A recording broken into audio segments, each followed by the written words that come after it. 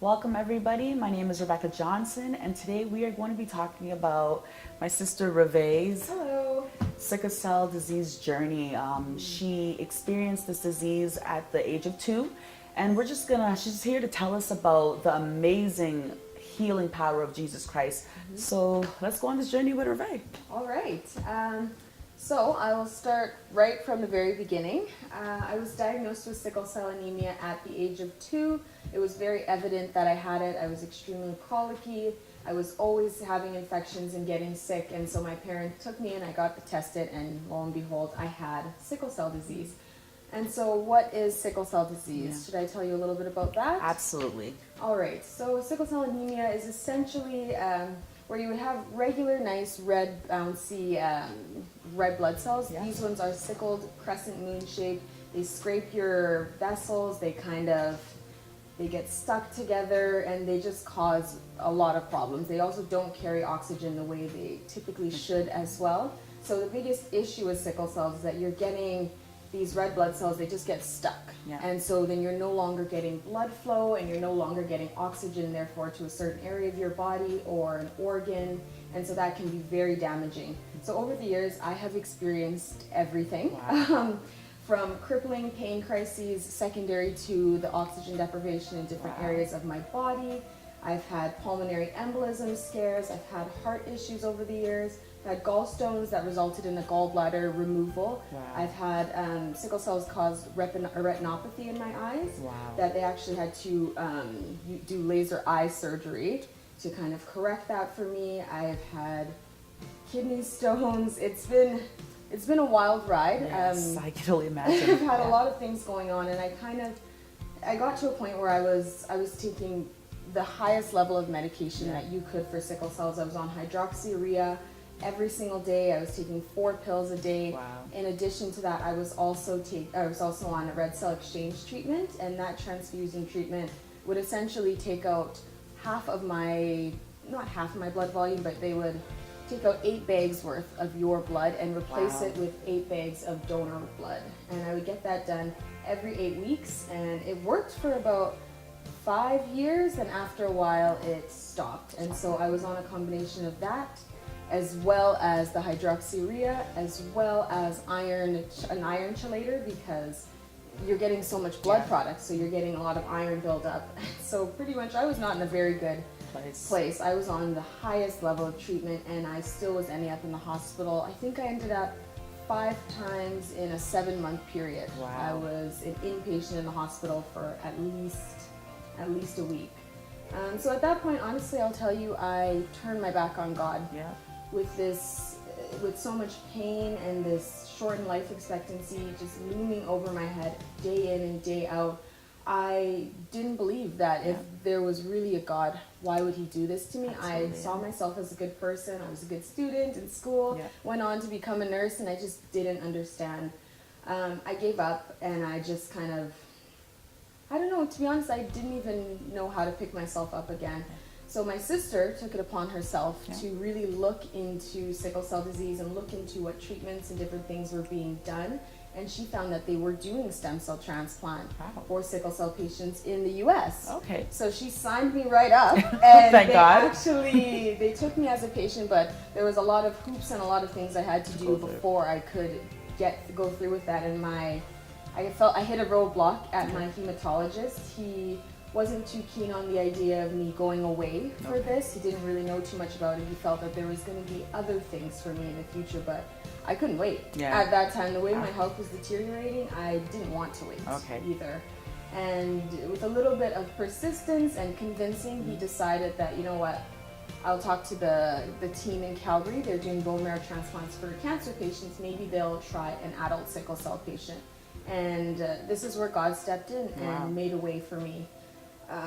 Something that was impossible became possible, but before that was even possible, I had to have a match. I needed a 10 out of 10 sibling donor. I was told that you're more likely to have a donor that's closer in age to you, and my brother and I are 5 years apart, so we did him. Unfortunately, he wasn't a match, and I was devastated. I figured there was no hope for me. But then we did my sister, which they said maybe it would work. She's 11 years older than me, so we really didn't believe it would work. And she's also had 2 children, and so they're like, it's very, very slim chance that she would be one. And even aside from their ages, you only have a 25% chance that you'll have a 10 out of 10 match in your family. Wow. And then a 14% chance that that match won't have sickle cells to donate. Okay. So my sister was 14%. Oh. Amen. Amen. Amen. God stepped in. When he steps in, he steps in. Absolutely. And so she ended up being a 10 out of 10 match and willingly donated and was ready for it. And so we went down to Calgary, and I had 5 days of chemotherapy and 1 day of total body irradiation. So they wiped out my system, they wiped out my bone marrow, and then they collected my sister's through a process called apheresis. Essentially, they took out her blood, spun out the stem cells, saved the stem cells for me, returned all the red, white, every other cell back to her. It's very high tech. Yeah. And then they had this bag of gold for me. I was given that the next day after I had a rest day, and I had my stem cell transplant. That was the most emotional day of my entire life. I can really imagine. Because I lived my life never believing that there would be a day that I would ever be cured, or I could have a chance to be cured. Although it was very risky, like there's a chance of death. There's a chance that my sister's cell would wake up in my body and realize this isn't where I'm supposed to be and attack my organs, and I could die. But we did it anyways. We went through with it, and so that was on November 9th, 2017. Wow. And less than 4 months later, it was January 25th, 2018, where they checked for hemoglobin S, which is sickle cells, and it came back at 0. Came back negative. Amen. So this is an amazing story, and a lot of times we hear testimonies, about like, I had a headache and it went away, and everything that God does is amazing. God's healing power is amazing all across the board. But let's talk about when you were at the point where you said you turned your back on God. Because a lot of times we hear about testimonies and people are just like, oh, God healed me, but we don't really know the background of what they kind of went through. So let's talk a little bit about that, when you kind of turned your back on God and gave up. It was hard because I've always been a Christian, always going to church, praying, and I can honestly remember from being, I don't remember exactly old, elementary age, maybe 4 or 5, praying for a cure, praying that I wouldn't feel sick. That's what it was. I didn't know that I had a chronic illness then.